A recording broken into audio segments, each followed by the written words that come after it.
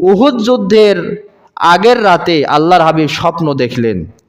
ফজরের নামাজের পরে সাহাবীদের মাঝে বসে নবীজি সাহাবীদেরকে বলছেন, সাহাবীরা, আমি তো রাতের বেলায় স্বপ্ন দেখেছি। স্বপ্ন দেখছি মদিনায় অসংখ্য গরু জবাই হয়েছে, আমার তরবারির এক অংশ ভেঙে গেছে এবং আমার হাত সুরক্ষিত বর্মের ভিতরে আছে। সাহাবীদের মাঝে বলছে, আমি আজ রাতেই স্বপ্ন দেখেছি, মদিনায় অসংখ্য গরু জবাই হয়েছে, আমার তরবারির এক অংশ ভেঙে গেছে, আমার হাত সুরক্ষিত বর্মের ভিতরে আছে। এর স্বপ্নের ব্যাখ্যা এমন হতে পারে, নবীজি বলছেন,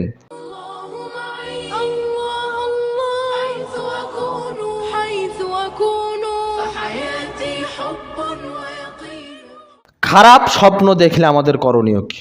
এটা একটা কমন জিনিস। স্বপ্ন এটা আমাদের জীবনের সাথে সম্পৃক্ত। আমরা যখনই ঘুমাই অনেক সময় আমরা স্বপ্ন দেখি। হাদিসের ভিতরে স্বপ্নকে 3 ভাগে ভাগ করা হয়েছে। বলা হয়েছে স্বপ্ন 3 প্রকার।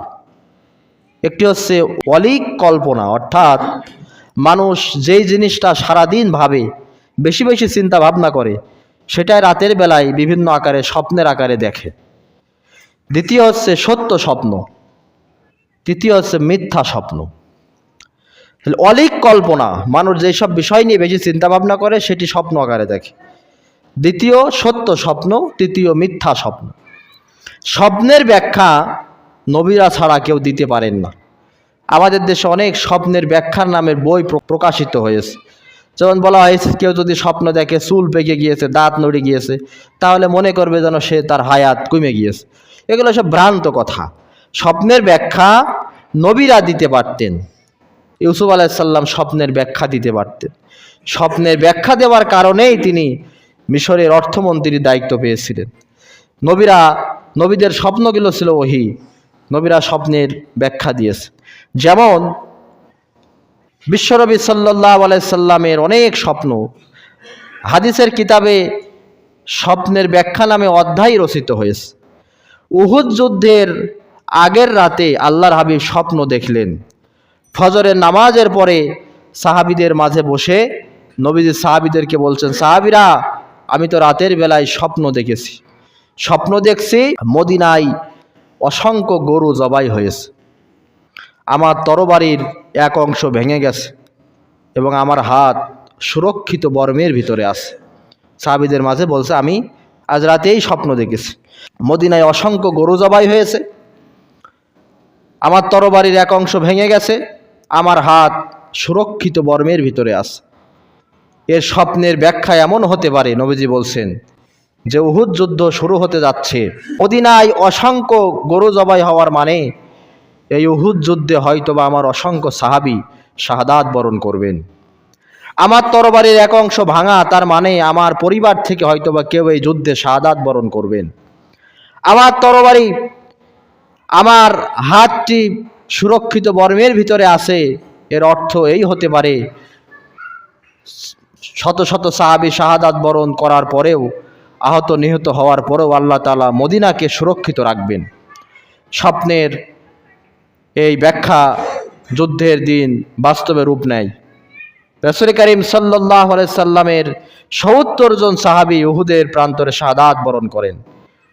নবীজি নিজেও আহত হন, অসংখ্য সাহাবী আহত হন, এবং নবীজি যে বলেছিলেন আমার তরবারির এক অংশ ভাঙা, আমার আত্মীয়র ভিতর থেকে, আমার পরিবারের ভিতর থেকে কেউ শাহাদাত বরণ করবে, এই ৭০ জন শাহাদাত বরণকারীদের ভিতরে রাসূলের স্বয়ং আপন চাচা হামজাত আসাদুল্লাহি ওয়াসাদ রসুলি, আল্লাহ এবং আল্লাহ রাসূলের সিংহ নামে পরিচিত ছিল রাসূলের আপন চাচা আমির হামজা, তিনিও শাহাদাত বরণ করেছিলেন।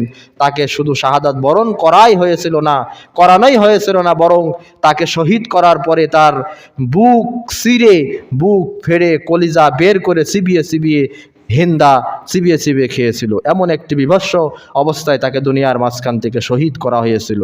এরপরেও আল্লাহ তাআলা উহুদ যুদ্ধের মোড় ঘুরিয়ে আবার মুসলমানদেরকে বিজয় দান করেছিলেন। এইভাবে করে স্বপ্ন অসংখ্য ব্যাখ্যা নবীজি দিয়েছিল। কিন্তু আমরা কি করব? যদি দেখেন যেই জিনিসটা নিয়ে আপনি ভেবেছেন সেইটাই স্বপ্ন আকারে দেখেছেন, তাহলে তো মনে করলেন যে স্বপ্ন, এটা আমার ভাবার বিষয়, স্বপ্ন আকারে রূপ নিয়েছে। এরপরে স্বপ্ন দেখছেন, স্বপ্নর ভিতরে বুঝতে পারছেন সকালবেলা জাগার পরে স্বপ্ন যেটা দেখলাম স্বপ্নটা খুবই খারাপ স্বপ্ন, তাহলে হাদিসের ভিতরে বলা হয়েছে যদি মনে করো স্বপ্নটা খারাপ তাহলে এই স্বপ্নের কথা কাউকে বলা যাবে না। আমরা অনেকেই বলে ফেলি এমন একটা খারাপ স্বপ্ন আজকে দেখেছি, এই খারাপ স্বপ্নের কথা কাউকে বলা যাবে না। ঘুম থেকে উঠে বাম দিকে ঘুরে 3 বার থু থু থু এরকম করতে হবে। আর যদি সম্ভব হয় 2 রাকাত নামাজ পড়ে আল্লাহর কাছে স্বপ্নের খারাপিয়াত থেকে আল্লাহর কাছে পানা চাইতে হবে। আর যদি খুব খারাপ স্বপ্ন মনে হয় তাহলে কিছু টাকা দান সদকা করে দেবেন, তাহলে স্বপ্নের খারাপিয়াত আপনাকে কিছু করতে পারবে না। আর যদি স্বপ্নটা ভালো হয় তাহলে আপনার সবচাইতে আপনজন যিনি, প্রিয়জন যিনি, তার কাছে আপনি এই স্বপ্নের কথাটা বলবেন যে এমন ভালো একটা স্বপ্ন দেখেছি। অনেকে এই স্বপ্ন দেখেন যে স্বপ্নের ভিতরে যে মৃত পিতা মাতা বা যারা মারা গেছেন তারা খাবার চাচ্ছে বা কাপড় চাচ্ছে, আমাদের কাছে তখন ফোন করে যে আমার আব্বা মারা গেছে, এরকম খাবার চাচ্ছে বা ঘরে ঘুমাতে চাচ্ছে অথবা কাপড় চাচ্ছে, কি করব। এগুলো আসলে স্বপ্নের কোনো ব্যাখ্যা দেওয়া যায় না, স্বপ্ন স্বপ্নই। যদি মনে করেন যে কিছু দান সদকা বাপের রুহের মাগফিরাতের জন্য করবেন, করেন, অসুবিধে নেই। তবে এর মানে এই নয় যে আপনার আব্বার আপনার আম্মার কবরে আযাব হচ্ছে। অনেকে বলে হয়তো বা তাদের কবরে আযাব হচ্ছে, হতেও পারে নাও পারে। আপনি আল্লাহর কাছে এই খারাপিয়াত থেকে আল্লাহর কাছে পানা চাইবেন।